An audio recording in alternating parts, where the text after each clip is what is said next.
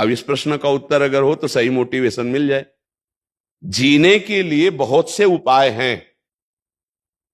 नौकरी कर रहे हैं, व्यापार कर रहे हैं, विविध प्रकार के कर रहे हैं, क्योंकि उसे पैसा मिलेगा, पैसे से भोग सामग्री मिलेगी, भोग सामग्री से जीवन चलेगा। तो जी किसके लिए रहे हो, इसका उत्तर समझ लो तो सही मोटिवेशन आ जाएगा, सही उत्साह आ जाएगा। हम जी रहे हैं भगवान की प्राप्ति के लिए। अगर मानव जीवन में भगवान की प्राप्ति नहीं हुई तो पैसा कमा रहे हैं भोगों के लिए, भोग भोग रहे हैं जीने के लिए, और जी रहे हैं भोग भोगने के लिए। फिर इसके बाद मृत्यु, फिर यही सब लीलाएं पशु पक्षी भी कर रहे हैं। बार बार जन्म, बार बार मरण, बार बार मां के गर्भ में जाना। आज इस बार तो मानुषिक मां मिली है, अगली बार कौन सी मां मिले। इसलिए पुनरपि जन्नम पुनरपि मरणम पुनरपि जननी जठरे शयनम, इस चक्र को काटना है। और इस चक्र को काटने का उत्साह भगवान की शरण में। यूट्यूब कोई अविनाशी या स्थायी दाता नहीं है। जिस दिन बंद हुआ तो डिप्रेशन में पहुंच जाओगे, नहीं पहुंच जाओगे तो सही मोटिवेशन नहीं हुआ। साथ में ऐसा भी मोटिवेशन होना चाहिए कि कल यूट्यूब बंद हो जाए तो फिर आप में वो क्षमता होनी चाहिए कि आपके पास और भी मार्ग है, आपको निराश नहीं हो। कुमार जी आगे पूछ भी रहे हैं, बहुत लोग तो सफल हो रहे हैं, इसमें लाखों कमा रहे हैं, लेकिन वो काफी असफल हो जाते हैं। सफलता भी अस्थाई है, स्थायी नहीं है। कह रहे हैं काफी असफल हो जाते हैं, उसका पुण्य का काम, ये पुण्य हो रहा है मेरा है पाप हो रहा है, मैं तो उनको मोटिवेट कर रहा हूँ। मुझे समझ नहीं आ रहा क्या। पुण्य और पाप तो शास्त्र आज्ञा का पालन करने से पुण्य होता है, शास्त्र विरुद्ध आचरण करने से पाप होता है। इसमें कोई पुण्य और पाप का क्षेत्र थोड़ी जाए। यूट्यूब में आप चैनल बना करके एक व्यापार कर रहे हैं, लेकिन इसको सुकृत थोड़ी बोल देंगे, आप पुण्य थोड़ी बोल देंगे। मान लो खेती हो रही तो कोई पुण्य थोड़ी हो रहा है। खेती से जो अन्न पैदा हुआ मेहनत से, वो जो आप दूसरे को पवा रहे हो जिससे कोई संबंध नहीं है, भूखा है, अब ये पुण्य बात हुई। आप तो व्यापार करने का एक रास्ता बता रहे हैं, तो ये तो जीने का रास्ता है। अब यूट्यूब से जो आपको मिलते हैं उनमें से कितने औषधालय में बेचते हैं आप, कितनी के गरीबों की औषधि करवाते हैं, कितने पैसे की, कितने भूखों का पेट भरते हैं, कितने के वस्त्र देते हैं, वो पुण्य शब्द से जुड़ेगा जाकर के।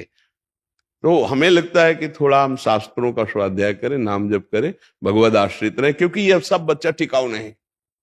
न यहां विश्व का कोई पद टिकाऊ है, न कोई संपत्ति टिकाऊ है, कुछ टिकाऊ नहीं है। यहां परिवर्तनशील नाशवान है। बढ़ाइए उत्साह, नौजवानों को प्रेरित कीजिए, पर साथ में इतना भी तुमको ज्ञान हो और उनको ज्ञान हो कि कमाना बुरा नहीं है, कमाओ, लेकिन उनका धर्म में प्रयोग करो और शास्त्र स्वाध्याय करके आध्यात्मिक बनो, जिससे तुम हर कष्ट को सह सको। हाँ, एक बार चक्रवर्ती सम्राट पद पर हस्तिनापुर के राजा बने युधिष्ठिर जी। अगला कदम आता है कि 13 वर्ष का वनवास, 1 वर्ष का अज्ञातवास, इसके बाद फिर ये क्रम चक्र चलता है। ऐसा नहीं कि आज 5 लाख आप कमा रहे हो तो सदैव आप ऐसे ही चलोगे या ऐसे सुखी रहोगे। ये कोई सच्चिदानंद अविनाशी नहीं है यूट्यूब, यह कोई भी मार्ग अविनाशी नहीं। मुझे लगता है परम विश्राम और शांति के लिए, ये व्यवहार के लिए करो, लेकिन अध्यात्म का ज्ञान और भगवान का आश्रय भजन जरूर होना चाहिए। नहीं उसके बिना आपकी सोच आपको परेशान कर देगी। संतोष उसी को होता है जिसके पास नाम है, भगवान का भरोसा है। चैन से जीने के लिए एक रास्ता है, भगवान का आश्रय, नाम जप और सत्संग। इससे आपका ज्ञान विकास को प्राप्त होगा। नहीं, हम बहुतों को पराजित और रोते हुए देखा है। जीते मार उछल गए और हारे तो रो दिए। अब उनको कौन रोक पाएगा जब हार का कष्ट सहा जा रहा है, बराबर कोई जीत हो ऐसा। हमें लगता है ऐसी कला सीखनी चाहिए कि जीत में उछलो मत और हार में रो मत। हारे हैं तो हम जो त्रुटि है उसको समझेंगे और अगली बार जीतेंगे, और जीते हैं तो भगवान की कृपा, इसलिए ज्यादा फूलने की जरूरत नहीं है, क्योंकि हार भी आगे खड़ी है। दिन है तो रात आएगा, रात है तो दिन आएगी। ऐसी हमारे अंदर आध्यात्मिक शक्ति जागृत हो जाए जिसका नाम समता है। अगर समता नहीं तो फिर कोई मोटिवेशन रोक नहीं सकता, तुम्हें परेशान होना पड़ेगा। संसारिकता आपके विश्राम के लिए योग्य नहीं है। मन को कोई भी संसारिकता कभी विश्राम नहीं दे सकती। महाराज पुररवा को उर्वशी जी मिली थी, फिर भी उनकी तृप्ति नहीं हुई थी। उनकी जो दशा वर्णन की गई, वो पागल से घूम रहे थे बाद में। भगवान की कृपा से उनकी फिर बुद्धि शुद्ध हुई। महाराज पुरुरवा, ये बहुत बड़े चक्रवर्ती सम्राट थे, उन्होंने अपने अनुभव लिखे। चाहे जितना सुख प्राप्त हो, भगवान से विमुख जीव को कभी शांति नहीं मिल सकती, कभी विश्राम नहीं मिल सकता। इसलिए नाम जप करो, सत्संग करो और शास्त्रों का स्वाध्याय करो। एक अध्याय चाहे पढ़ो, भागवत पढ़ा करो, हिंदी से ही पढ़ा करो, ठीक है।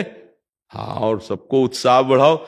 अगर ये उत्साह में इतना हमारी प्रार्थना हो जाए, आपकी कोई बात सुन रहा हो और आप 5 मिनट राधा राधा जपवा लो तो बहुत बढ़िया रहेगा। 5 मिनट भाई, हमारे पास आए तो असलियत वाली बात है भाई, प्रलोभन दे दो। 5 मिनट अगर नाम जपना शुरू होगा तो उसका जीवन मंगल में हो जाएगा। हमें विश्वास है कि हमारे प्रभु का नाम भाव कुभाव अनखाल सहु, नाम जपत मंगल दिस दसहु। हमने एक बार प्रार्थना की थी, 24 घंटे में 24 मिनट मुझे दे दो। मुझे देने का मतलब मेरी बात मान लो। 24 मिनट अगर तुम भगवान की आराधना करोगे तो 84 लाख योनियों से मुक्त होने की सामर्थ्य तुम में आ जाएगी। जैसे लोग मनोरंजन के लिए समय देते हैं, तो 24 मिनट बाबा जी को समय दे दो। हमको रुपया पैसा ये मांग तो नहीं है, यही मांग है कि गंदे आचरण छोड़ो, 24 मिनट भजन करने लगो। हमारे भगवान बड़े कृपाल हैं।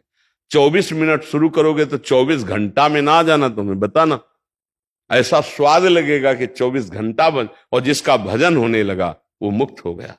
भजन करने वाला ही भव समुद्र से मुक्त हो सकता है, दूसरा कोई उपाय नहीं। तो एक दिन जाना है यहां से, 5 अरब बैंक में है तो 5 पैसा लेके नहीं जाना है। बड़े दोस्त हैं तो कोई सहयोग ले करेगा, यमदूतों की पिटाई से आपको बचा ले, इतना कोई अंगरक्षक पैदा नहीं हुआ। विश्व में कोई ऐसा अंगरक्षक नहीं है जिस समय यमदूत पिटाई कर रहे हो हमारे को बचा ले। वो केवल